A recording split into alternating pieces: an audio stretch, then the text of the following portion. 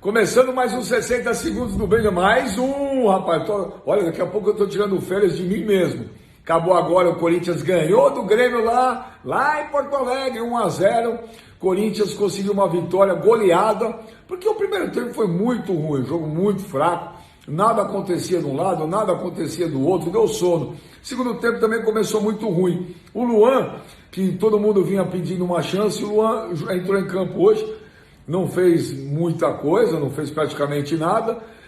E o Corinthians conseguiu com o Jô 1-0, e 1-0 hoje é goleada. É goleada, porque é um time que está se acertando. E agora com a chegada do William, Roger Guedes, Renato Augusto, Juliano, todo mundo, a esperança é que esse time jogue muita bola, né? O torcedor do Corinthians está criando uma esperança aí, né? Aquela história lá, não deixa a gente se iludir. E já o Grêmio, zona de rebaixamento, coisa tá feia lá, viu? Pode ficar aí com esse que eu tenho outro, não tem problema nenhum, viu? Foi só uma derrota fora de casa pro Fortaleza, viu, Mauro, nesse campeonato aí. 1-0 pro Fortaleza, aquela derrota. Só ali, foi só ali.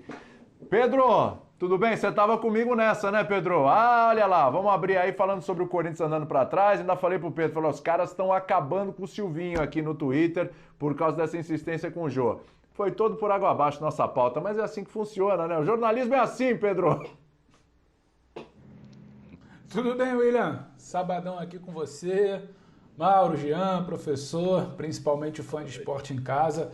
Mas eu queria deixar uma coisa bem clara. Eu achava o debate válido justamente para levantar uma bola, que não é porque tem uma atuação abaixo do que vem apresentando, a gente vem pontuando, né? Desde aquele clássico na Vila Belmiro contra o Santos, uma pitada de evolução, uma evolução maior no jogo seguinte, também depois. Eu queria dizer que está tudo bem. Se em algum momento o jogo não encaixar, e aí é que eu acho que a gente encaixa o debate a partir da vitória. E aí vira a chave. Você perguntava há pouco, né? O que está acontecendo? Está mudando? Mas o que virou a chave desse Corinthians ou não? Antigamente não se tinha nem desempenho e nem resultado. Passou a ter desempenho. E hoje até quando falta o desempenho talvez tenha o resultado. Então acho que é uma baita mudança de chave.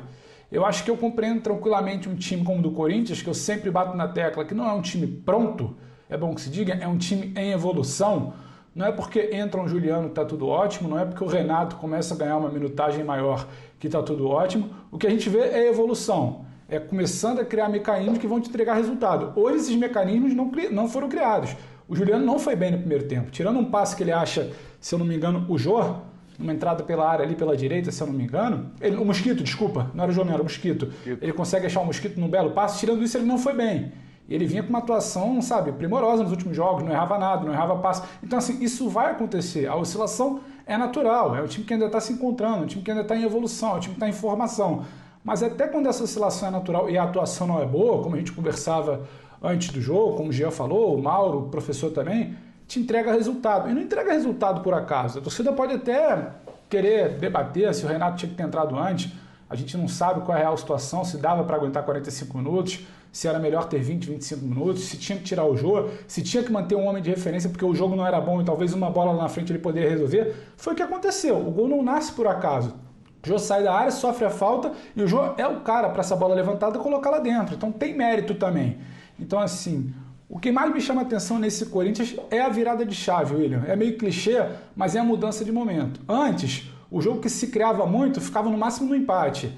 Antes, o jogo que era uma derrota para ser de 1-0, 2-0, virava goleada para o adversário. Hoje, até quando não entrega desempenho, esse Corinthians está entregando resultado. Passa muito também pela péssima fase do Grêmio, sim, mas tem um mérito de uma defesa que consegue segurar quando é atacada. É óbvio que o Grêmio não tem a melhor inspiração, o melhor ataque, a melhor criação do mundo, mas uma defesa do Corinthians consegue suportar muitos momentos e um Corinthians que começa a virar situações adversas e podemos dizer que achou esses 2 pontos aí na cabeçada do jogo. Repito, não foi por acaso, mas num jogo talvez que voltasse de Porto Alegre com 1 ponto. Acho que isso simboliza esse momento de Corinthians. Não é para se desmerecer, tem que se valorizar sim. Quando você vira a chave, esse tipo de vitória acontece, ele não é por acaso. Sem dúvida. Pode falar, Celso. William, você tá aí com aquele copo que a gente usava no Bebê Debate e agora usamos no Sport Center das 9 às 11, não? Mas ele tá um pouquinho mais... Olha ele meio cheio. Para um pouquinho. Boa. Não, assim é demais, vai esvaziar o copo. Ah, tá bom, assim é legal. Mas que copo para sábado à noite, hein? Eu queria falar do copo meio cheio, porque se realmente foi uma vitória surpreendente para quem viu o jogo, é o tipo de jogo que ia ser decidido numa bola parada ou ia ficar no 0-0. Se tem esse lado, Sim. tem o outro também. Não foi um jogo para o Corinthians perder. Não foi um jogo em que o Corinthians foi ameaçado, à exceção do início, De acordo. que o Grêmio fez uma marcação-pressão que depois, claro, não aguentaria fazer o jogo inteiro. À exceção daquele momento inicial em que o Corinthians ficou encurralado, e que era preocupante, porque se continuasse encurralado daquele jeito ia perder o jogo, à exceção daquilo, foi uma atuação muito segura do ponto de vista defensivo. Então foi uma vitória surpreendente, como talvez até fosse uma derrota injusta. Se o Corinthians perdesse esse jogo, seria uma derrota injusta. E é isso que o Pedro falou, as coisas estão mudando, já não só dessa partida, na partida com o Atlético Paranaense, o Corinthians leva uma bola na trave e uma bolada no rosto do Cássio, que em outros tempos teriam entrado, pelo menos uma dessas duas bolas. E é não só um time em construção, mas é um time cuja matéria-prima humana ainda nem chegou. A gente sabe que nem chegou. Renato Augusto está jogando pouquíssimos minutos. O Juliano até surpreendentemente bem menos hoje, mas em outras oportunidades.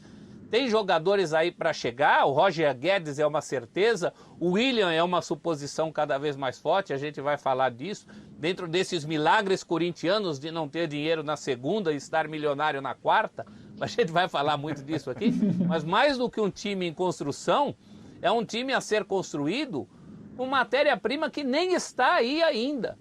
Então é uma virada de turno muito auspiciosa. O Corinthians hoje se consolidou na sexta posição, ainda uma distância muito grande dos outros, mas pelo menos desgarra. Ele estava empatado, né? Estava pelos critérios técnicos na frente de outros clubes. Essa rodada tem aí a sexta posição. E quem esperava um Corinthians em fase de classificação para a Libertadores, em fase de grupo no fim do turno? Eu não esperava. Sem dúvida. Ó, bom lembrar, daqui a pouquinho a gente vai falar do Palmeiras, a vitória do Palmeiras sobre o Atlético Paranaense por 2-1. Atenção, torcida do Palmeiras, fica com a gente já já. E torcedor do Flamengo, ainda hoje a gente vai falar também da goleada na Vila Belmiro 4-0. Torcedor do Flamengo tá aí, pô, William, não vi direito, cheguei agora há pouco, queria ver mais. Vai ter, ou então aquele que já viu tudo e quer ver muito mais, porque a fase é incrível, né? 4-0. Pode ficar com a gente que a gente vai falar também ainda de mais uma, falei uma goleada do Flamengo, não, mais, a rotina, mais uma goleada do Flamengo, 4-0. É o Mengão malvadão, né? Ô Jean, o Corinthians sem os reforços, porque só o Juliano tá jogando. O Renato Augusto tá entrando ali, segundo tempo e tal. Ainda tem o Roger Guedes para chegar, tá ok. Vamos ver se esse William vai chegar mesmo. Informações do Flávio Ortega, do Bruno Vicari aí dão conta que a coisa está em 95% encaminhada, né? Já teve a rescisão com o Arsenal. Mas sem esses reforços assim, 100%, o Corinthians já está conseguindo respirar. Tem algum mérito do Silvinho nessa história. Com esses caras chegando, o que você enxerga do Corinthians no segundo turno, né, ô Jean? Então, eu acho que assim, o futebol muitas vezes, né, você precisa de uma sequência de vitórias, ainda mais no futebol brasileiro, onde uma sequência de derrotas ou de maus resultados pesa tanto e acaba gerando uma pressão descabida e desmedida nos times. É importante você ter bons resultados para trazer confiança, para trazer para o time, muitas vezes, uma tranquilidade para jogar o futebol que eles não teriam se estivessem perdendo. Então, independentemente da chegada do William, agora é isso, né? Porque os outros já chegaram. Ainda que o Renato Augusto esteja jogando pouco na quantidade, né, de minutos, ainda que o Roger Guedes não tenha nem estreado, eu acho que óbvio que a perspectiva do Corinthians é completamente outra. Sempre achei muito pessimistas aqueles discursos em relação à briga contra o rebaixamento num campeonato brasileiro que tem os candidatos que tem ao rebaixamento. Então, para mim, nunca foi essa a briga do Corinthians. A prova é que mesmo sem os seus reforços ainda, exceção feita ao Juliano, que está jogando mais, mesmo sem os seus reforços, o Corinthians já está conseguindo bons resultados. E eu acho que a briga dele vai ser a briga por vaga na Libertadores Libertadores, e aí tudo bem. Se num determinado momento vai ser para ficar entre os 4 e ir direto para a fase de grupos, se vai ser para ficar entre os 6, isso é o campeonato que vai dizer, um campeonato muito equilibrado, que não adianta, né? Eu sempre digo isso, a gente querer com nem metade do campeonato prever qual vai ser no final a briga de cada um. Mas eu acho que é indiscutível que o Corinthians agora, com essa sequência de bons resultados e com a contratação dos reforços, tem uma outra perspectiva para frente. E só para encerrar, William, esse papo da evolução também, né? Eu não gosto muito, você sabe bem, daquela coisa da gente medir a evolução jogo a jogo. Evolução de um time não se mede jogo a jogo, porque os jogos são diferentes, tem graus de dificuldades diferentes, então não adianta, né? A hora que você faz um jogo pior, fala, deixou de evoluir. Não é isso, né? Acho que você precisa pegar blocos de 3 ou 4 jogos, e aí sim, com 3 ou 4 jogos, você pode falar, bom, ó, o time tá melhorando, o time tá piorando, tá? Porque um jogo, evidentemente, dependendo do adversário, do encaixe e tudo mais, você pode ter dificuldade, e isso não significa que o time não esteja evoluindo ou que tenha deixado de evoluir. Sem dúvida. É o seguinte, hoje, antes de passar para o pessoal, e eu acho que dá para ver evolução, porque a gente falava de um Corinthians que só vencia os times que estavam lá brigando para não cair. Tudo bem, o Grêmio está brigando para não cair nesse momento, né? Mas é o Grêmio, vindo 4-0 para o Flamengo, mas começava a ter uma recuperação no Campeonato Brasileiro. Teve a vitória sobre o Atlético Paranaense, teve a vitória sobre o Ceará, que são equipes da parte de cima da tabela. O Atlético, então, nem se fala, né? Então, assim, se a gente medir também, a gente tiver essa referência, né, Jean? Dá pra gente falar em evolução. E o que é mais interessante pro corintiano, ainda sem os reforços. Repito, o Juliano tá jogando, mas o Renato, né, ainda tá entrando no segundo tempo. O Roger também ainda nem estreou, ainda vai assinar tudo direitinho, vai chegar. Mas dá pra gente falar em evolução, não dá? Acho que dá. Eu acho que dá. Até porque, para evoluir em relação àquilo que a gente viu no começo do campeonato, não precisava muito, né? Então, claro, não é um Corinthians brilhante ainda, não é um Corinthians que cria um caminhão de chances, mas pegando, né, essa quantidade de jogos que eu citei, 3, 4 partidas, e pegando blocos de jogos, eu acho que dá para falar sim em evolução. Sim. Ô Mauro, olhando um pouco para o outro lado, e o Filipão, hein, Mauro? Filipão, 4-0 ali para o Flamengo, uma derrota agora para o Corinthians, quando a coisa parece que vai, não vai. Você acha que o Filipão começa a trilhar um caminho ali daquele treinador, começa a dar uma balançadinha lá no cargo, ou ainda não, Mauro? Não, eu acho que sim, né? Eu vi se não me engano, o Rodrigo Bueno dizendo que as fontes gaúchas haviam dito que quando jogou com o Cuiabá precisava ganhar de qualquer jeito, né? Haviam dito a ele, porque senão a coisa já ia ficar complicada. Hoje tem, claro, aquela ressaca, né? A parte anímica que precisa ser recuperada depois da derrota da forma que foi. Mas aí ele esperava e declarou isso antes do jogo, que tinha que repetir o primeiro tempo contra o Flamengo, etc. E o Grêmio realmente começa bem, né? Teve 2 chances muito boas de cabeça, né? Uma delas com Borja e uma anterior a isso, 2 boas chances ali, assim, os caras até cabecearam livres. Essa aí, ó, cabeceia livre, né? Para um Corinthians que marca tão bem, não poderia ter dado esse espaço.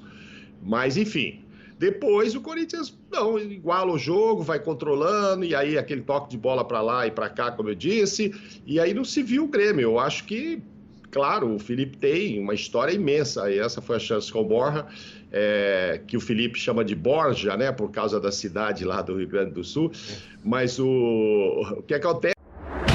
R$1 milhão por ano, todo ano, desde 2016, trabalhando com robôs. Isso mesmo, 2016, 17, 18, 19 e 20. E agora em 2021 com certeza vou conseguir também. Eu tenho uma máquina de fazer dinheiro na minha mochila e vou te mostrar como você também pode ter a sua. Quer saber como? Clica no link aqui embaixo desse vídeo e vem comigo. Esse é o João Pedro, o maior especialista do Brasil em geração de renda na internet e o único que já transformou a vida de mais de 30 mil alunos. Encare uma realidade. Para a crise não te derrubar, você precisa ganhar mais dinheiro. Conheça o passo a passo simples e garantido para faturar online pelo menos de R$100 a R$500 por dia, de forma quase automática. Clique agora no link na descrição do vídeo para transformar a sua vida e começar a lucrar hoje mesmo.